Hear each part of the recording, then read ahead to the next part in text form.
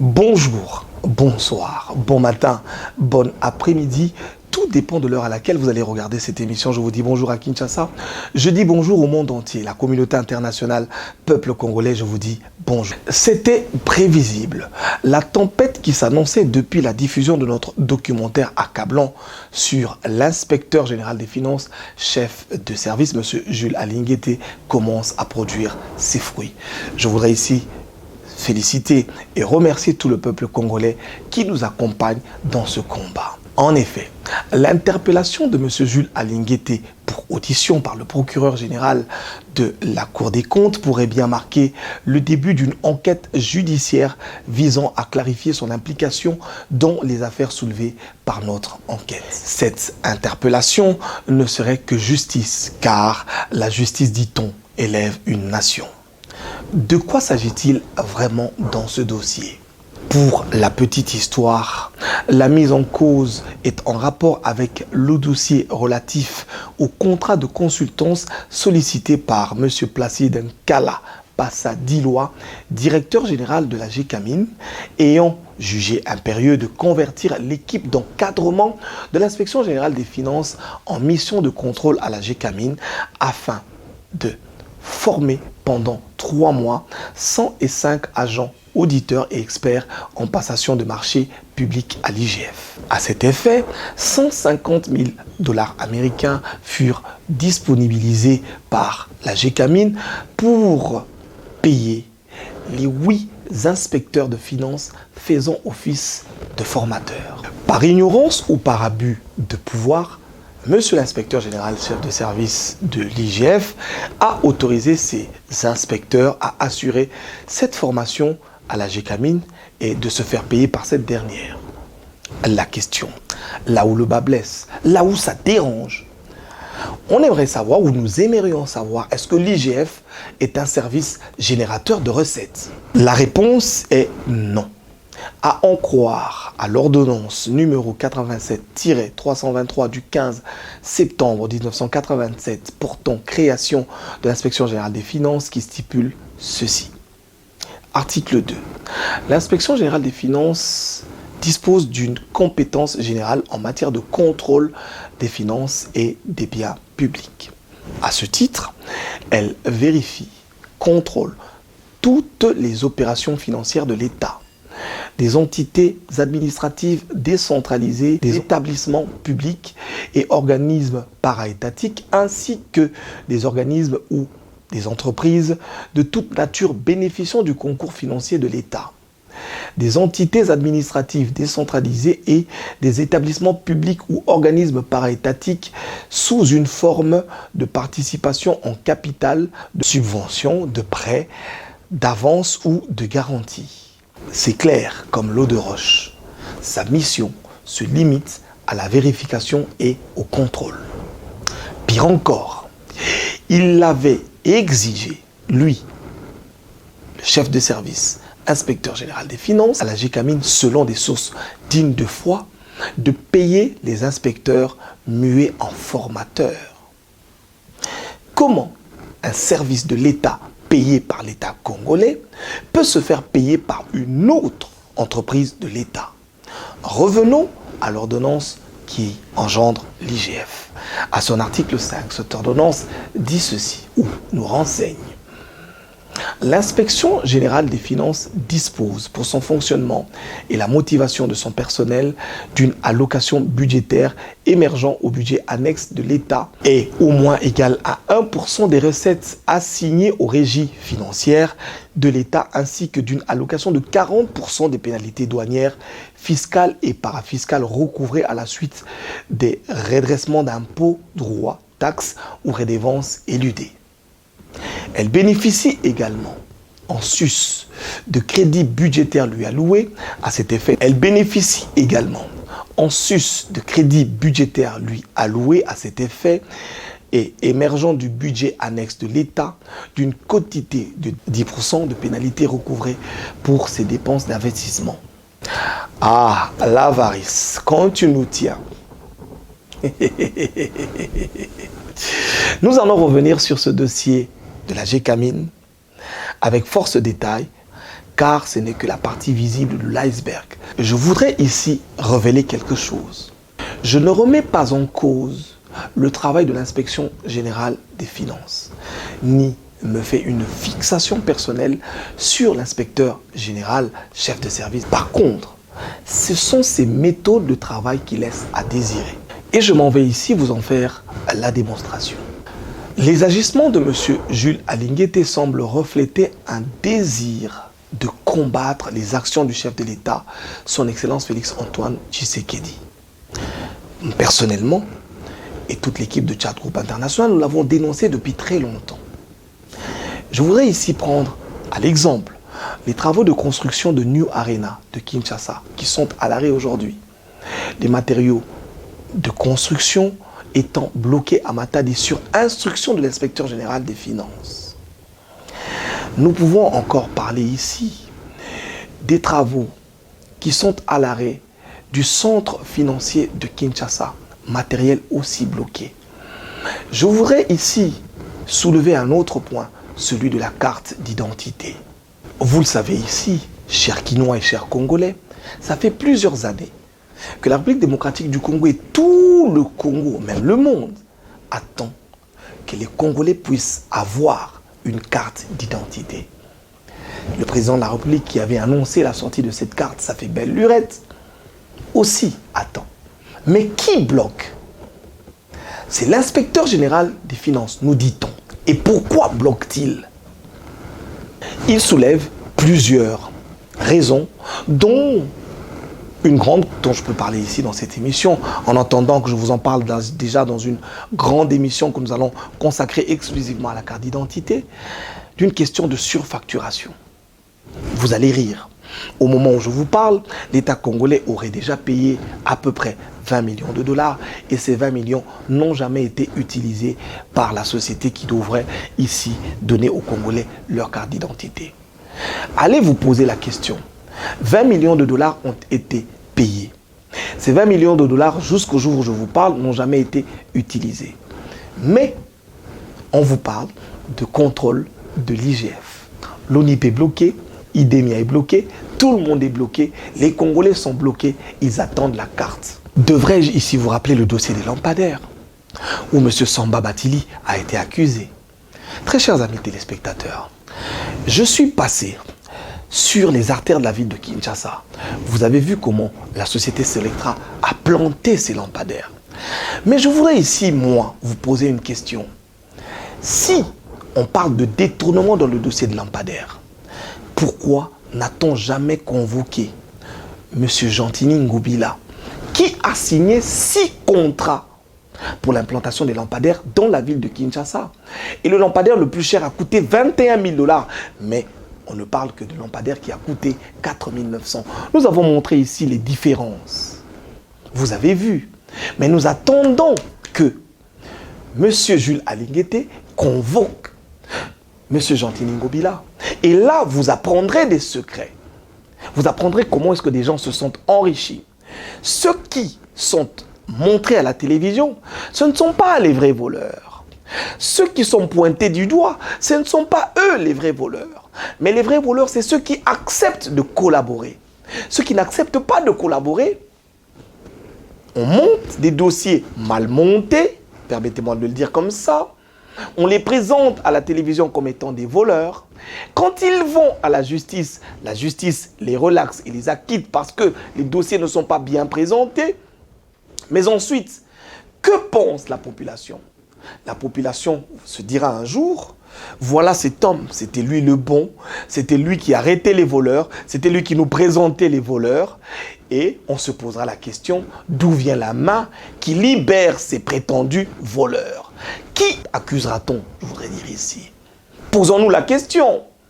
Ceux qui se sont battus ici pendant plus de 34 ans pour arracher le Congo de la dictature, ceux qui ont vu leurs parents mourir, leurs enfants, nous ici, nous avons sacrifié notre jeunesse pour ce combat. Nous sommes relégués au second plan. Ceux qui tiennent les règnes, aujourd'hui, nous montrent des personnes qui ne sont pas voleuses. La justice congolaise que je voudrais interpeller ici, parce que nous attendons justement que la justice intervienne, et de la manière la plus forte. C'est contre vous que tout ceci est orchestré. Monsieur de la justice, réveillez-vous. Parce que l'on dit que vous êtes corrompu. Parce que l'on dit que c'est vous qui relâchez les voleurs. Parce que toutes ces personnes qu'on emmène chez vous, vous ne les arrêtez pas. Vous ne les mettez pas en prison, vous les relâchez. Mais ailleurs, dans des pays qui se respectent, quand on accuse une personne et que la justice se rend compte que cette personne a été accusée à tort, il faudra interpeller l'accusateur pour dénonciation calomnieuse. Mais aujourd'hui, la réputation des investisseurs, la réputation des autorités, la réputation des ministres, la réputation des gouverneurs, la réputation des personnes, des membres influents du régime est salie par quelqu'un qui prétend être du régime. Mais c'est choquant. C'est choquant. Aujourd'hui, au moment où je vous parle, vous le savez, tous les indicateurs économiques sont au rouge. Les investisseurs que le chef de l'État se bat à aller chercher jour et nuit pour venir investir au pays, quand ils voient la manière dont le Congo traite les investisseurs qui ont pris le risque de venir ici, pensez-vous que ces investisseurs-là viendront? Pensez-vous que demain nous aurons des investisseurs sérieux quand ils voient la manière dont nous traînons dans la boue? Les investisseurs qui ont mis leur argent, les investisseurs qui ont accepté de venir ici au Congo souffrir avec nous. C'est un danger. Faisons très attention. Parce que l'inspecteur général de finances était la personne en qui le chef avait mis la confiance, évidemment, pour traîner en prison tous ceux qui volent l'État. Mais est-ce qu'il l'a fait? On peut se poser la question aujourd'hui. Combien d'argent l'État congolais, c'est une question que je vous pose, c'est une question que je nous pose. Essayons d'observer combien d'argent l'État congolais a récupéré depuis qu'on entend tout le bruit de l'inspecteur général des finances. Combien d'argent l'État congolais a pris? On a accusé ici, hier encore, la cominière. On accuse tout le monde. Mais ces personnes, quand elles se présentent devant la justice, on ne leur reproche rien. Devra-t-on penser que les dossiers de l'IGF ou les dossiers de l'inspecteur général des finances sont mal montés ou que les juges, que les magistrats, que la justice est une justice corrompue? J'ai entendu des gens me dire, cet homme est un modèle parce qu'il a été loué par le chef de l'État. Mais je voudrais vous dire ici, très chers amis téléspectateurs, le chef de l'État est comme le Christ. Nous allons aller dans la Bible. Vous le savez bien, Pierre, un jour il se lève. Jésus-Christ se demande, ou Jésus-Christ leur pose la question en disant, que disent les gens que je suis? Pierre lui dit, après les réponses de tout le monde, tu es le Fils du Dieu vivant, tu es le Messie. Jésus-Christ lui dit, Pierre, ce n'est pas toi qui as parlé, c'est l'Esprit de mon Père qui est en toi qui a parlé. Mais quelques jours après, quand le Christ raconte l'histoire de sa mort, quand le Christ dit qu'on va me tuer, que je ressusciterai pendant 3 jours, Pierre lui dira une parole, dit, Seigneur, j'irai avec toi jusqu'à la mort. Il lui dira, arrière de moi, Satan. Le même Pierre que le Christ avait traité quelques jours de l'homme qui était rempli d'onction et dont le Père dans le ciel parlait à travers, a été traité de diable. Il faudra comprendre que dans l'esprit du chef de l'État qui aime ce pays, il sait, il comprend que ceux qui sont avec lui, ou les hommes de Fachi, c'est ceux qui aiment ce Congo, ceux qui se battent pour l'intégrité, ceux qui se battent pour que les investisseurs arrivent, ceux qui se battent pour que le Congo se développe. Ce sont là les hommes de Fachi et les hommes que Fachi recherche. Alors commençons à nous observer, nous. Sommes-nous réellement les hommes de Fachi? Ou faisons-nous semblant être hommes de Fachi pendant que nous le combattons? Mais nous sommes en train de remarquer qu'à travers les agissements, tout porte à croire que l'inspecteur général des finances n'est pas fou pour Fachi. Il n'est pas avec Fachi, mais il le combat. Je vous ai montré ici quelques projets phares initiés par le chef de l'État qu'il bloque sans raison. Posez-vous des questions. Cette liste est loin d'être exhaustive. On peut encore parler ici des patrouilles financières. Le contrôle des fonds qui se font est a priori et a posteriori. Juge et partie. Si l'argent est bel et bien sorti, cela signifie que le dossier a été bien ficelé et bien traité, a priori. Mais Crier au voleur a posteriori relève de l'acharnement ou de l'intention manifeste de saboter les actions du projet du chef de l'État. Beaucoup ont payé les frais. Je ne vais pas parler ici de Nicolas Kazadi. Vous allez encore crier au voleur. Mais quel est le juge qui a prouvé que réellement M. Nicolas Kazadi avait bien volé? Jusque-là, nous attendons que la justice nous dise. Nous pouvons aussi rappeler très rapidement le cas de Tony Mwaba, l'ancien ministre de l'enseignement primaire et secondaire. Vous avez certainement entendu qu'il a eu un conflit avec l'IGF. Ce que vous avez vu à la télévision, c'était vraiment pas ça le dossier. Le dossier portait sur la fourniture auprès d'une entreprise qui s'appelle Veridos des cartes. Et le ministre Tony Mwaba avait bloqué. Pendant que cette société était portée par qui, vous savez. C'est-à-dire que lui, quand il n'est pas dans un dossier, il bloque. Et il bloque qui? Il bloque comment? En salissant. En envoyant ses journalistes salir, insulter, porter atteinte. Et là, je me demande, où sont les instances? Même si nous sommes invités, nous irons. Je disais. Donc vous allez vous rendre compte que le ministre Tony Mwaba, l'ancien ministre, le ministre honoraire, a payé les frais parce qu'il a refusé de démarcher. Encore, je dois vous dire que cette société, Veridos, qui voudrait fournir les cartes d'identité aux Congolais. Donc maintenant, vous comprenez ou vous comprendrez quand je vous donnerai un peu plus d'explications le blocage sur la carte d'identité. Parce que Veridos n'a pas eu et parce que Veridos est de connivence avec et que Idemia a gagné le marché, il faut bloquer Idemia, il faut diaboliser Idemia. Je vais vous revenir ici, amis téléspectateurs, avec des documents exclusifs, des lettres. Je vous annonce d'ailleurs, quand vous avez entendu sur les réseaux sociaux dire que Idemia aurait dit qu'il ne connaîtrait pas la société congolaise qui a gagné le marché ici, c'est faux. Parce que la société Idemia a bien répondu, je vous montrerai la correspondance. La société Idemia sera ici prochainement pour le bonheur des Congolais, les travaux d'impression des cartes d'identité. Comme vous l'avez compris, très chers amis téléspectateurs, l'inspecteur général des finances combat M. Félix Antoine Tshisekedi, le chef de l'État. Je vais vous donner ici un exemple et je reviendrai là-dessus avec force détail, je vous le promets. En tout cas, la semaine prochaine sera une semaine riche en informations. Vous allez avoir du top des enquêtes. Regardez-moi cette vidéo. Nous n'avons pas la guerre au Congo. Nous n'avons pas la guerre au Congo. Nous n'avons pas la guerre au Congo. We're not during the war in the Congo. Nous voyons la guerre à la télévision.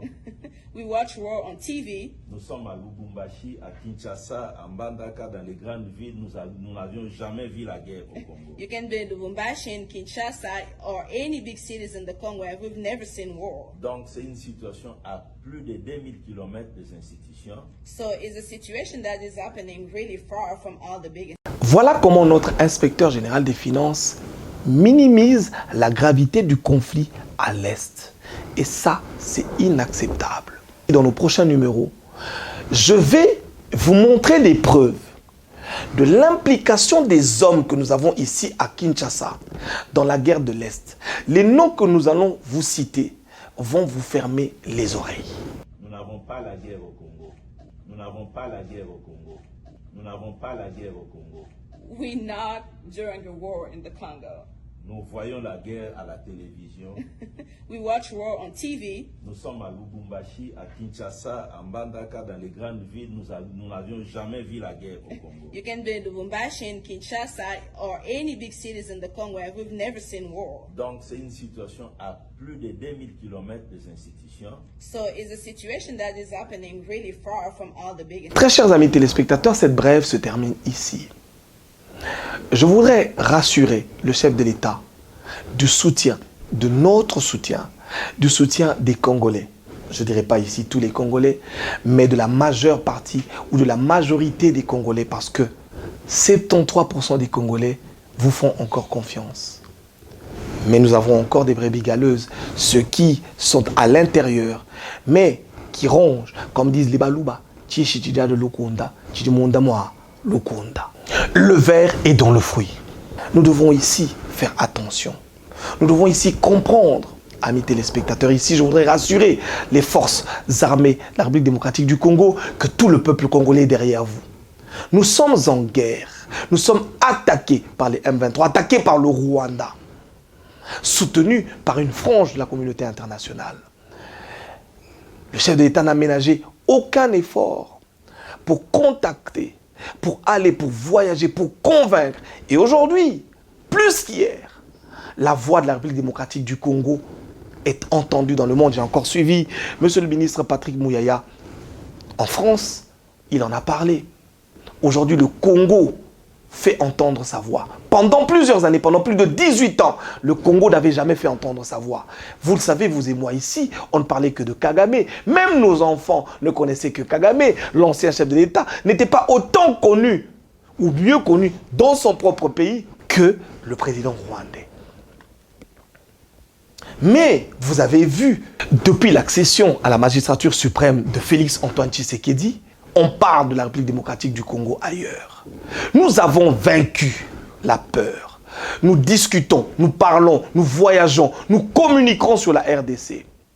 Il a fallu 7 mois, si je me rappelle bien, pour que l'AFDL entre, prenne Goma, prenne Kisangani, prenne le Bas-Congo, prenne Kinshasa, prenne la République démocratique du Congo et qu'on installe ici des Rwandais qui nous ont dirigés. Vous le savez ou pas?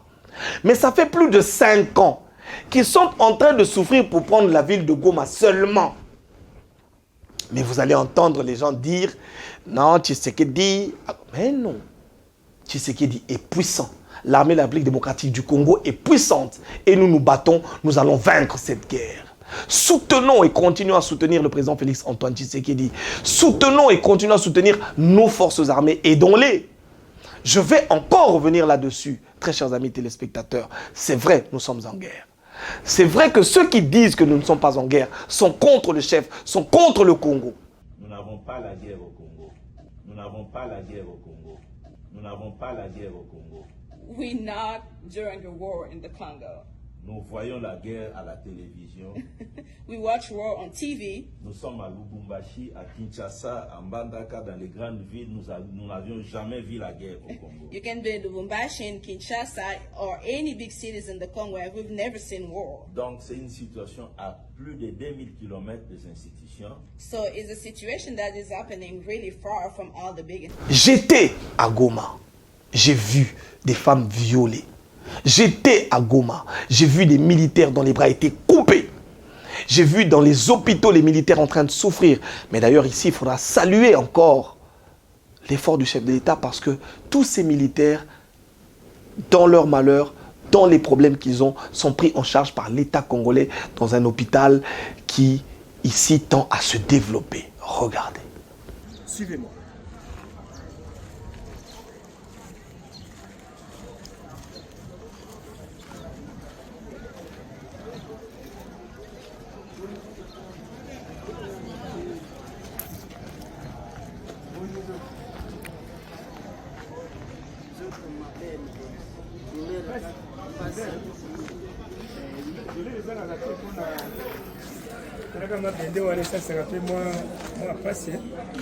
Mais ça va quand même.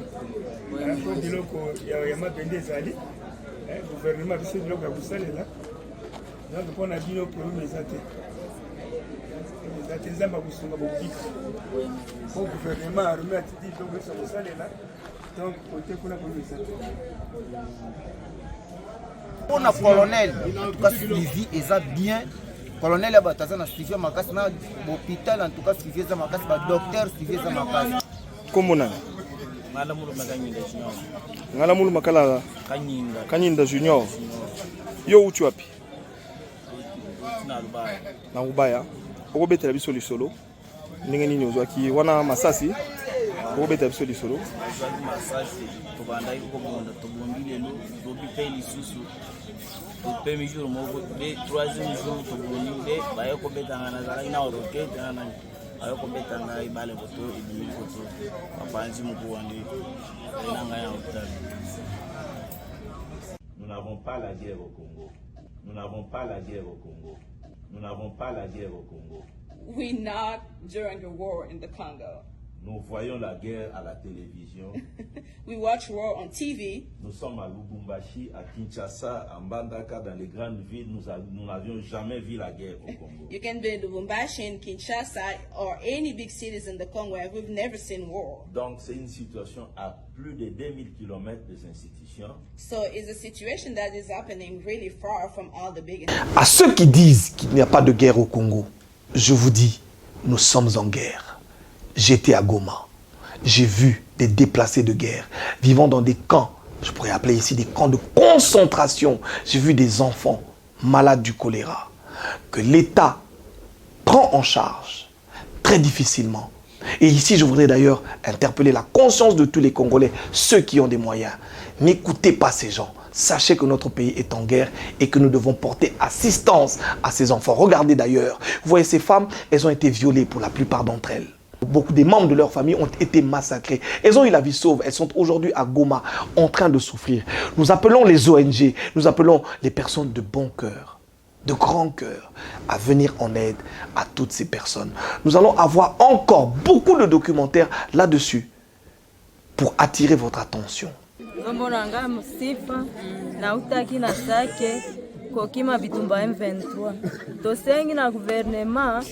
epesa biso kimia esalisa biso tozonge epa na biso sikoyo kotoyo tozonyokwama tozangi biloko ya kolia esika ya kolala tozangi biloko nyonso guvernema esalisa biso tozonge epa na biso vrema nyere mawazo vita inatutawaniza tusana tunakufa wamingi wanakufa na wenye wanakimbia tulifika huku lakini njala inatuweka tabani njala inatuweka tabani njala.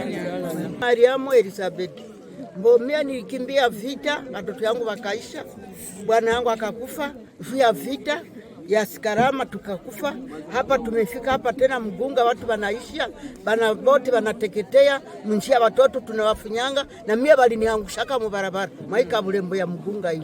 Mbo sina bwana, sina kwenye niko njale natua, omwe Mungu atusaidie, mtuombee sana, turudie kwetu na mtafutie chakula. J'ai vu pour finir un élément qui a été sorti de son contexte de monsieur le directeur de cabinet du chef de l'État, monsieur Anthony Kinzo.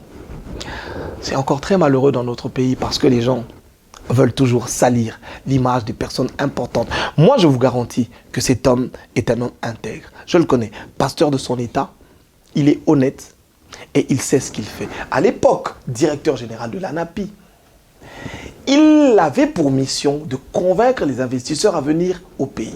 Contrairement à ceux qui inoculent dans la tête des Congolais et des expatriés des messages négatifs pour décourager nos forces armées, pour décourager ceux qui se battent pour le Congo, mais aussi pour décourager les investisseurs qui veulent venir ici.